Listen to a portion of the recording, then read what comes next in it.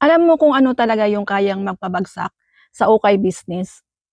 Hindi yung walang minor, hindi yung mabagal ang live, hindi kahit pangit ang bulto, kundi yung frustration.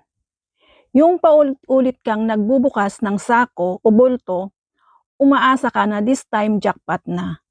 Pero paglatag mo sa kama, parang gusto mo na lang ulit itali at ibalik. Yung pakiramdam na, Lord, ganito na lang ba palagi? Yung pagod na hindi lang sa katawan, kundi sa isip at puso. Bilang ukay seller, hindi biro ang risk. Puhunan mo, pinaghirapan. Minsan utang pa, minsan last money mo na. Tapos pag hindi maganda ang laman, doon ka matites. Pero ito ang totoo. Ang negosyo, hindi sinusukat sa isang bagsak na bulto. Sinusukat yan sa tibay ng loob mo pagkatapos mong ma-disappoint. Kasi ang totoong negosyante, hindi lang marunong magbenta, marunong magtiis, marunong mag-adjust, marunong maghintay ng tamang timing. May mga araw talaga na talo ka, pero hindi ibig sabihin talunan ka.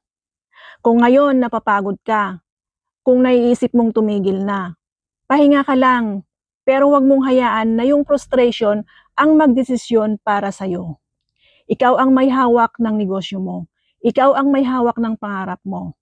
At tandaan mo, isang magandang bulto lang, isang viral live lang, isang loyal customer lang, pwedeng magbago lahat. Kaya laban lang, hindi sa ukay seller lang. Isa kang negosyanteng may pangarap.